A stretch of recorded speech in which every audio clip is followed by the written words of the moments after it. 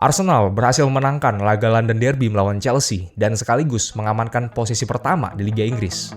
Selengkapnya hanya di F9 Football Talks.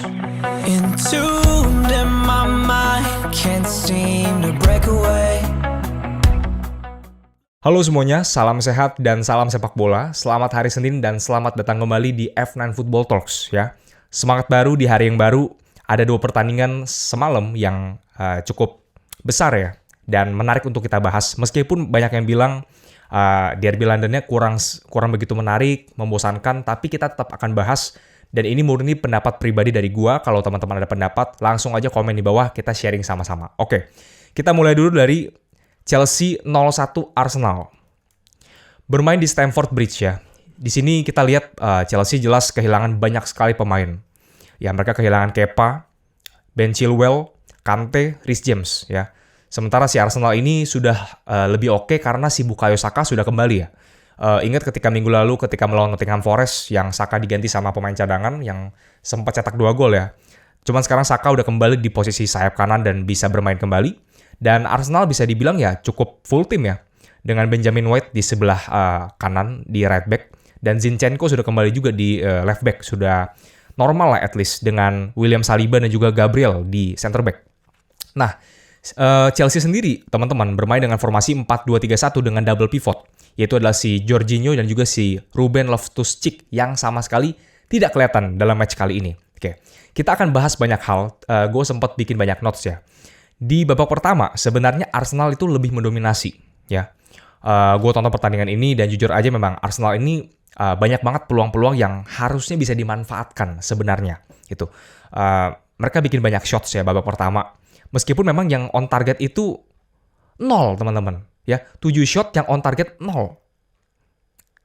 Terutama ketika peluang si Gabriel Jesus yang dapat umpan dari Martinelli yang dia mau nyundul. Ya, itu kena dikit apa nggak kena gue lupa ya. Pokoknya itu close dikit lagi. Itu hampir masuk.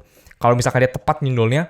Dan dia sampai kasih gestur kayak gini kan. Dikit lagi, berkali-kali. Bahkan sampai peluit babak pertama ditiup, dia kayak gini gestur lagi. Itu peluang harusnya jadi gol dia. Karena dia udah pacak klik gol berapa match kan. 7 match kalau nggak salah dia nggak cetak gol ya. Si Gabjes ini.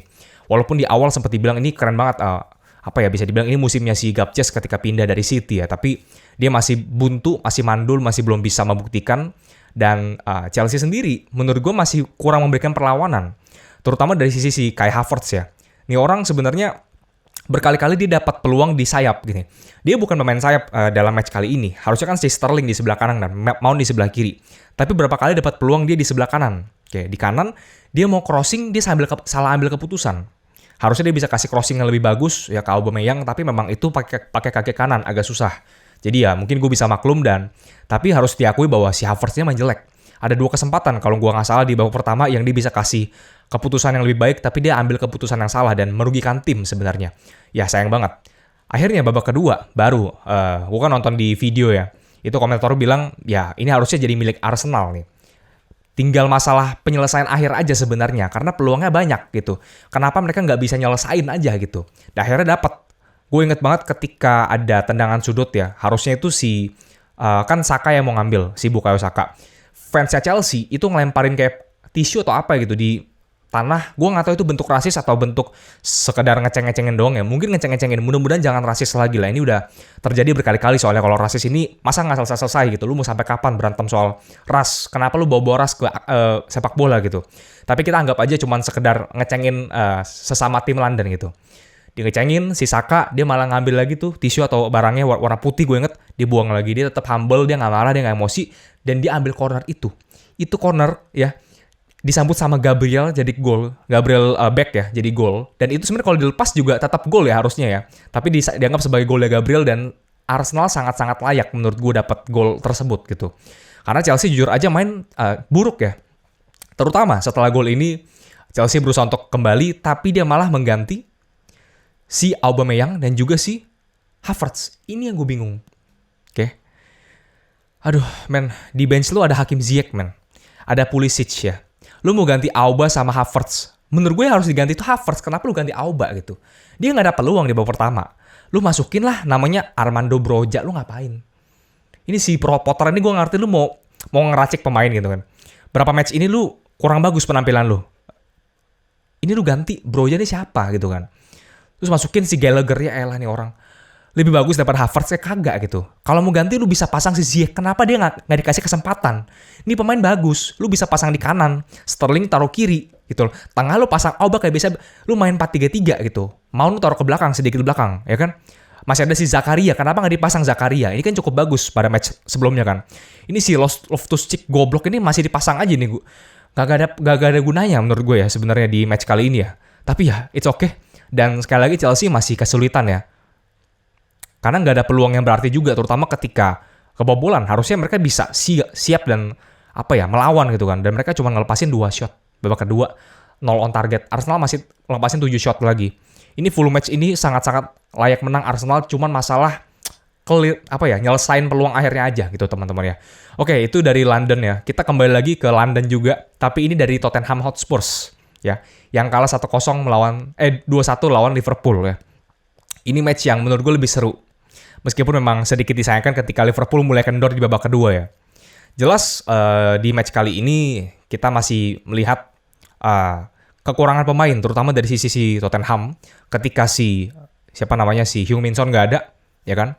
Heung-min Son nggak ada, Richarlison nggak ada, ya. Liverpool jelas kehilangan banyak ya. Udah jelas lu tahu ada Arthur, Matip, Diaz, Jota, Keita, Milner. Ayo, banyak banget kan? Nah, tapi dia pasang Nunes dan juga Salah ya, 2 front di depan dan mereka ya bekerja sama gitu. Nunes sesekali dia ke kiri kan, ada di kiri, dan Firmino sedikit sebagai bisa dibilang false nine mungkin, center forward yang sedikit mundur atau second striker ya, membantu membuka ruang. Dan Salah ada sempat di kanan, ada sempat di kiri juga. Dan gol pertama itu dari kerjasama si Nunes sama Salah, di mana Nunes kontrol bola dulu. Dan gue ngeliat Nunes ini teman-teman sebenarnya dia dapat beberapa peluang juga, cuman masih salah ambil keputusan, masih sama seperti sebelumnya. Ini orang sebenarnya posisi terbaiknya adalah striker ya, bukan untuk dipasang sebagai sayap. Karena dia jelas sembrono sih ngambil keputusannya. Tapi kali ini dia dapat kesempatan, dia tahan bola dulu, dia ngumpan ke Salah dengan tenangnya langsung shooting masuk ya ke gawang si Spurs. Begitu juga dengan gol kedua ketika si Eric Dyer blunder ya. Ada bola, dia heading, harusnya dia bisa heading ke samping ya, atau kencangin lagi, atau dibuang, tapi dia malah heading ke belakang dengan pelan. Diambilnya sama si Mo Salah, dicip, masuk 2-0. Ini udah selesai ya. Liverpool udah tenang banget, udah enjoy. Dan gue berpikir bisa terjadi gol ketiga sebenarnya. Terutama ketika kita tahu sebenarnya Spurs pasti akan main lebih terbuka di babak kedua. Tapi sayangnya tidak terjadi.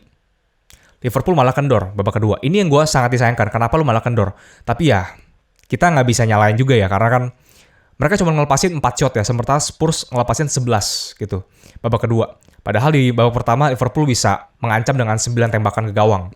Dan ya nggak apa-apa juga karena Liverpool udah kalah berturut-turut kan di Premier League. Dan mereka sangat butuh 3 poin ini untuk bisa at least naik gitu. Mereka sebelumnya kan peringkat 10 ya. Sekarang berapa? 8, 4, 7 gue lupa. Tapi ya it's okay. Dan Spurs sempat membalas dengan golnya si Harry Kane ya. Ketika si Kulusevski udah masuk. Dan ini gue bingung juga nih. Lu masang 5 back, si Conte ini akhirnya kan diganti kan. Si Sessegnon diganti sama si Moura.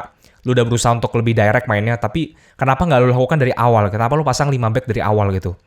Lu akan tembus juga, lu kehilangan orang. Di tengah itu cuma 3 orang, Højbjerg, Bissouma, sama Bentancur gitu. Karena belakang lu 5 orang, back lu 3. Jelas lu kekurangan pemain. Liverpool dengan 4 back, 2 tengah, 2 center back doang gitu. Mereka bisa nyerang dari sayap. Si TAA masih main buruk ya, masih gerasak-gerusuk dan hampir penalti tuh. Yang dia fallin orang di kotak penalti. Yang Cancelo sempat dikasih kartu merah kan 2 hari lalu. Tapi si TAA enggak. Ini gue bingung juga kenapa. Keadilan di Premier League seperti apa? Wasitnya juga gimana, gue gak ngerti juga. Tapi it's okay. Kita lihat table dulu ya sekarang ya. Table EPL. Ya. Oh ya, by the way, quick update, si Suarez mau pindah klub tuh. Gue gak tahu lagi mau kemana dia. Tapi oke. Pertama masih Arsenal dengan keunggulan 2 poin lawan City. Dan mereka masih belum bertemu ya. Di next match, mereka akan bertemu masih belum. Masih aman sih harusnya. Ini Arsenal cukup bagus dan si Liverpool peringkat 8. Dengan jarak 2 poin, Chelsea peringkat 7. Nah, ini sedikit bagus ya, sedikit mantap karena si Newcastle juga menang peringkat 3. Ini perebutan yang bagus, tapi gue bilang juaranya tetap City. Peringkat 2-nya Arsenal, 3-nya gue nggak bisa tebak. Dah, kurang lebih sih gue kayak gitu teman-teman ya. Oke, sekiranya videonya sampai sini dulu teman-teman. Thank you banget yang udah nonton sampai habis, apresiasi banget. Video baru konten FIFA 23 akan rilis besok ya, terutama akan ada konten World Cup di hari Rabu. Gue akan coba untuk bikin apa nanti, mungkin reaction ataupun nanti konten pertama ya. Teman-teman boleh komen kalau ada saran ataupun pendapat. Dan pastinya sampai jumpa di video berikutnya. Salam sehat dan salam sepak bola. Dadah. Semangat hari Senin, oke?